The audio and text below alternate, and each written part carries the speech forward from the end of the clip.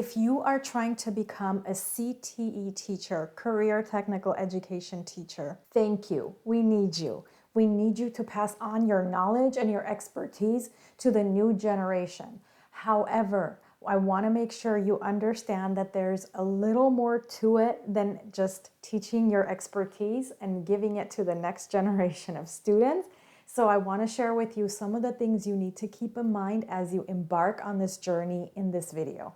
Hi, you guys. I am Ruzanna Hernandez, and I am a public school assistant principal. I've been in education for 14 years as a classroom teacher, before that as a classified employee, and in my current role as an administrator. And CTE is actually very near and dear to my heart. It helped me acquire skills when I was in high school to be able to get a job in my senior year. If it wasn't for the CTE programs and all the skills I learned back then in high school that were being offered, I would not have been able to succeed the way that I did. So this is something very, very near and dear, as I'm telling you, in my heart. And I want to share with you some things, some insights that you need to know prior to you going and paying money to become certified and becoming a classroom teacher. The first thing is, keep in mind, you guys, that being an expert in a field is different than being able to teach it. You have to be able to teach what it is that you do. For example, if you are a welder and you're being approached and you're being asked to teach others welding, you're a photographer, you're being asked to teach others about photography. You are a graphic designer, you are an architect. So whatever it is that you're being asked to teach to others, you have to be able to teach it, okay? Teaching it is very different than doing it. You have to have a lot of patience, because most likely you're gonna deal with high school kids who are just in general not very motivated. You might have to work with adult school students. If you work with college students, it's probably the best way, because if they're taking your class, it means they're more motivated to be there. But if you're working with the younger students, you have to make sure that you can, number one, break down what you're teaching in such a way to make it so they understand it. Number two, being patient with them. Next, there's a lot of things involved in teaching than just getting up in front of the class and teaching. Before you even get in front of a class, each day, each period of the day, each hour, you have to have a plan. So it's kind of like throwing a party. What are you going to do to make sure that it starts right, that the students or the party goers are being entertained? What do you do to make sure they leave happy, which means they learned what they needed to, they weren't bored? So I really attribute a lot of teaching to like party planning. A lot goes into prepping, okay? And a lot of prepping you don't get paid for. So, but what I can tell you is, yes, in the beginning, like maybe the first year, second year, third year, there's prepping involved. But once you get in the groove, and if you have an organized way of keeping your lesson plans so that you can repeat them, tweak them a little bit each year, you're gonna be just fine. But that's going to be key for you, is being able to make sure that you have an organized system and understand that it's kind of like party planning. You cannot get in front of the class and just wing it.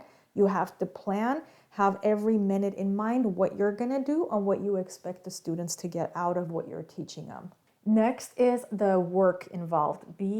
I'm letting you know it's a lot of work. Not just even the prepping, not just the teaching, being in front of the students teaching, but some of the other expectations that come with the job. It's a lot of work. For example, you probably don't know this as a new CTE teacher or a person who's going to go into it. You're going to have students who are in a special education program.